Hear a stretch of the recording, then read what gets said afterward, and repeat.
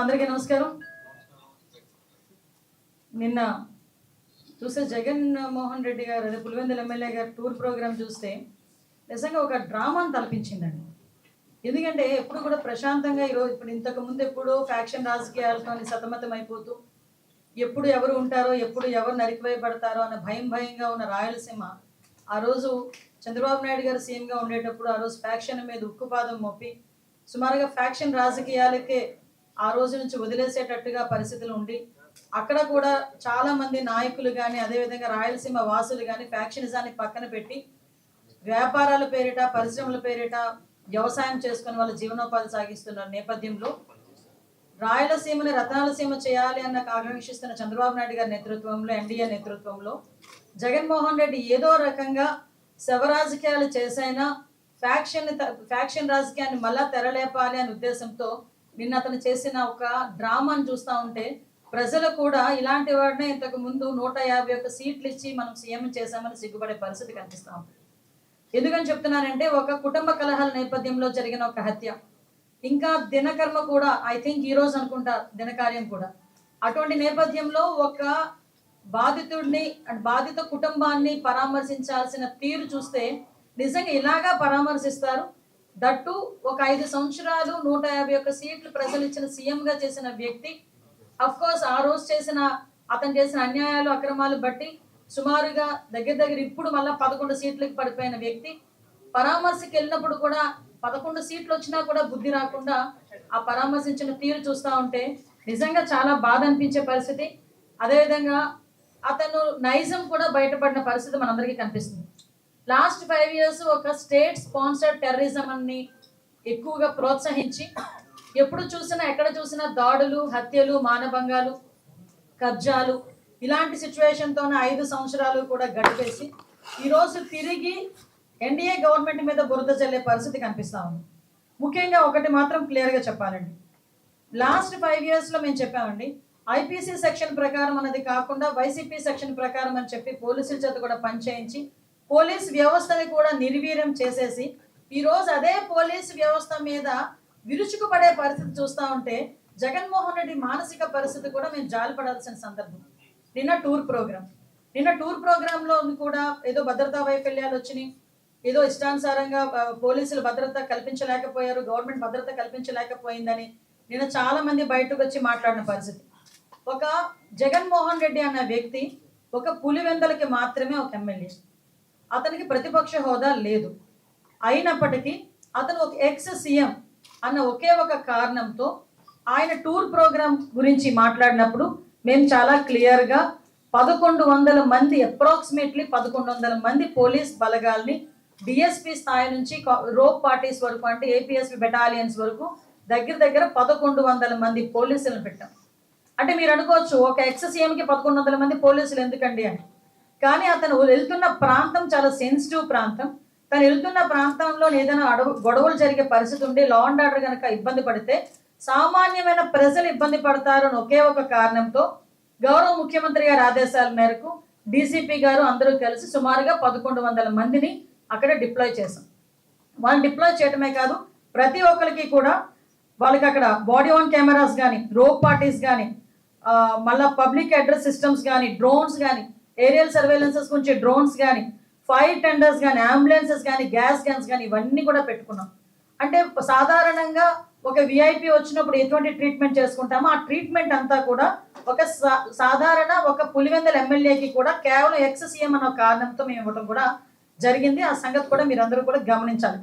అదేవిధంగా సుమారుగా 7/4/2025 అంటే నిన్న ఇన్సిడెంట్ కన్నా మొన్న ఎస్పీ గారు చాలా క్లియర్గా కూర్చుని ఒక మీడియా ద్వారా వాళ్ళని పర్సనల్గా కూడా వైసీపీ నాయకుల్ని పిలిపించి ప్రాబ్లం ఎదురయ్యేటట్టుంది, ఎక్కువ మందిని మీరు మొబిలైజ్ చేయడం, వాట్సాప్స్లో కూడా ఇంతమంది రండి అంతమంది రండి, పోలీసులు కనుక మిమ్మల్ని అడ్డుకుంటే నడుచుకొని రండి లేకపోతే పరిగెత్తుకుంటూ రండి అని చెప్పి వాట్సాప్లో కూడా మెసేజ్లు చాలా మంది వైసీపీ నాయకులు రెచ్చగొట్టే ధోరణిలో అవన్నీ పెట్టారు. వాటి నేపథ్యంలో ఎస్పీ గారు కూడా అది చాలా నేరో రోడ్, పక్కన ఒక చెరువు ఉంది, ఒక పక్క చూస్తే కొన్ని 2-3 విలేజ్లు చాలా సెన్సిటివ్ విలేజెస్ ఉన్నాయి కాబట్టి అక్కడ మీరు వచ్చేటప్పుడు కూడా ఎక్కువ మందిని మొబిలైజ్ చేయడం కానీ, అదేవిధంగా కొంచెం అక్కడ లా అండ్ ఆర్డర్ సిచ్యువేషన్ని కొంచెం కంట్రోల్ చేయడం కానీ, అక్కడ సెక్యూరిటీ పర్పస్లో కూడా ఎక్కడ కూడా ఇబ్బంది లేకుండా పరిస్థితి చూసుకోవాలి సెక్యూరిటీ పరంగా మేము చూసుకుంటాం, బ్యారికేడ్స్ అవి కూడా జాగ్రత్తగా చేసుకోవాల్సిన బాధ్యత మీది అని చెప్పి ఆ వైసీపీ నాయకులకి అందరికీ కూడా చాలా క్లియర్గా చెప్పారు. ఆఖరికి హెలీప్యాడ్ దగ్గర వేసిన బ్యారికేడ్స్ కూడా చాలా ఎందుకు పనికిరాకుండా ఇలా గట్టి కదిపితే పడిపోయేటట్టుగా ఉన్నాయన్న సంగతి మా డిపార్ట్మెంట్ వాళ్ళు ఎవరైతే అక్కడ బ్యారికేడ్స్ వేసారో వాళ్ళకి కూడా చెప్పడం జరిగింది. అంటే ఇక్కడ ఇవన్నీ ఒకసారి మనం అబ్జర్వ్ చేసుకుంటే డాట్ డాట్ డాట్ కనెక్ట్ చేసుకుంటే కావాలని అక్కడ ఒక సీన్ క్రియేట్ చేయడానికి, లా అండ్ ఆర్డర్ విషయంలో అక్కడ గవర్నమెంట్ ఫెయిల్ అయిందని చెప్పడానికి ఒక ముందస్తు ప్రణాళికను ఏర్పాటు చేసుకొని అక్కడ వైసీపీ నాయకులు కానీ ఎవరు ఆధ్వర్యంలో చేశారు, ఒక క్రిమినల్ పాలిటిక్స్ లో ఉంటే ఎలాంటి ఆలోచనలతో ముందుకు వస్తారో అలాంటి ఆలోచన కలిగిన జగన్మోహన్ రెడ్డి ఆధ్వర్యంలో అక్కడున్న వైసీపీ నాయకులు కూడా యథా రజ తదా ప్రజ అన్నట్టుగా వాళ్ళు చేసిన పరిస్థితి. ఇవే కాకుండా హెలీప్యాడ్ దగ్గర సుమారుగా 250 మంది పోలీసులను పెట్టామండి ఒక్క హెలీప్యాడ్ దగ్గర. మీరు హెలీప్యాడ్ హెలికాప్టర్ ల్యాండ్ అయిన తర్వాత పోలీసుల్ని కూడా తోసేసి పోలీసుల మీద కూడా దాడి చేసి ఈ రోజుకి కూడా కొంతమంది కానిస్టేబుల్స్ గాయాలు పాలై హాస్పిటల్లో ఉన్నారు.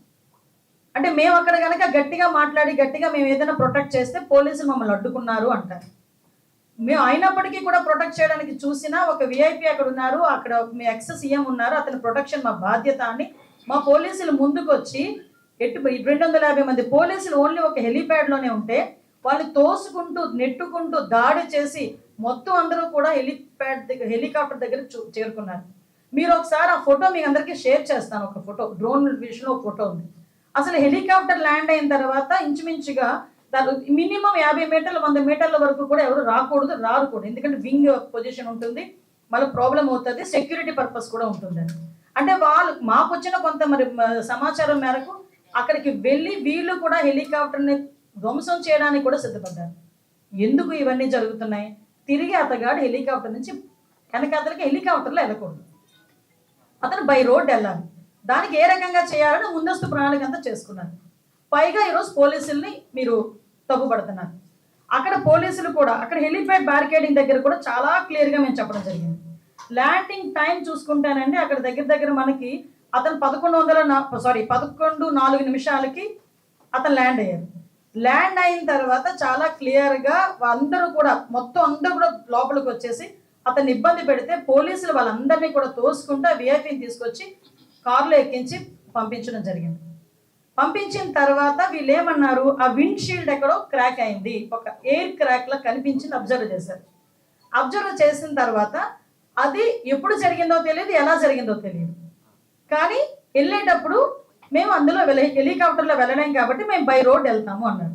యాక్చువల్గా మాకు బై రోడ్ వెళ్తాము అని చెప్పి అఫీషియల్గా కన్ఫర్మ్ చేసిన టైం చూస్తానండి మీకు అరౌండ్ అంటే మాకు ఇన్ఫర్మేషన్ ఇచ్చిన తర్వాత ప్లస్ హెలికాప్టర్ పైకి వెళ్ళడం 12:42 బై రోడ్ కన్ఫర్మ్ అయింది.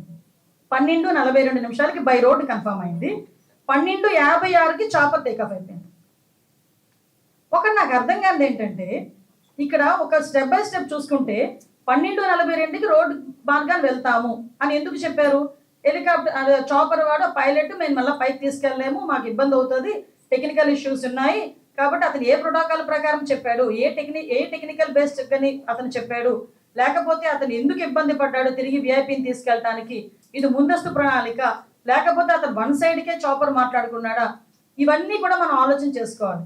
ఎందుకు ఇన్ని డౌట్లు వస్తున్నాయంటే చాపర్ ఎగరటానికి విఐపీ ఉంటే ఎగరటానికి ఇబ్బంది అట. విత్-ఇన్ 14 minutesలో చాపర్ టేకాఫ్ అయిపోయింది, హ్యాపీగా వెళ్ళి ల్యాండ్ అయిపోయింది. కానీ చాపర్లో వెళ్ళే విఐపీకి ప్రాబ్లం కానీ ఆ పైలట్కి ప్రాబ్లం కాదా? మరి పైలట్ ఎలా వెళ్ళాడు అదే చాపర్లో? ఒకసారి మనం ఆలోచన చేసుకోవాలి కదా ప్రజలందరూ కూడా. అదేవిధంగా మీరు అబ్జర్వ్ చేసుకుంటే ఎంత అంటే ఒక క్రిమినల్ సైకాలజీ ఉన్న వ్యక్తి పొలిటికల్ లీడర్ మళ్ళీ ఎందుకు చెప్తున్నానంటే నాకే చాలా చిరాకు అనిపించింది. ఇలా కూడా ఆలోచిస్తారా ఒక పొలిటికల్ లీడర్స్, ఇలా కూడా ఆలోచిస్తారా అసలు మనుషులు అనిపించింది. 11 గంటలకి ఇంకా మేము ఇంకా అతగాడు ల్యాండ్ అవ్వలేదు, ఏమీ అవ్వలేదు. ఫస్ట్ పోస్టింగ్ ఒకటి వస్తుంది వైసీపీ దగ్గర నుంచి, ఎక్కడ పడితే అక్కడ పోలీసులు అడ్డుకుంటున్న వైసీపీ నేతలను అడ్డుకుంటున్న పోలీసులు మమ్మల్ని అక్కడ వరకు రానివ్వట్లేదు అని ఒక పోస్ట్ పెడతారు. విత్-ఇన్ 30 minutesలో హెలిప్యాడ్ దగ్గర భద్రతా వైఫల్యం, పోలీసులు ఎవరు లేరు. అక్కడేమో పోలీసులు ఉన్నారంటాం, ఇక్కడేమో పోలీసులు లేరంటాం. అసలు జనాల్ని ఎలా సైకలాజికల్గా వాళ్ళు ట్యూన్ చేయడానికి ప్రయత్నం చేస్తున్నారని చెప్పడానికి మీకు ఒక ఉదాహరణ చెప్తున్నా. మళ్ళీ బయటకు వచ్చి ఓకే ఇదంతా జరిగింది. తర్వాత బయటకు వచ్చి ప్రెస్ మీట్ పెట్టారు. ఆయన ఇంచుమించుగా 11:04 ల్యాండ్ అయ్యారు. డిపాస్చర్ 11 గంటల 15 నిమిషాలకి డిపాస్చర్ అయ్యారు. అక్కడ నుంచి పాపిరెడ్డిపాలెం వెళ్ళారు. అక్కడ విక్టిమ్ హౌస్కి వెళ్ళారు. ఇంపాక్ట్ అయ్యారు. బయటకు వచ్చి ప్రెస్ మీట్ పెట్టారు. బయటకు వచ్చి ప్రెస్ మీట్ పెట్టి ఎలా మాట్లాడారు, ఏం మాట్లాడారు అన్నది ప్రపంచం అంతా చూశారు. నేను అదంతా ఆ ప్రెస్ మీట్ అంతా చూస్తూ ఉంటే ప్రెస్ మీట్లో జగన్మోహన్ రెడ్డి ఆ ప్రెస్ అతని మాటలు ఒక చెవులో వినిపిస్తూ ఉంటే మైండ్లో రన్ అవుతుంది. ఏంటి రన్ అవుతుంది తెలుసా ప్రజలందరికీను?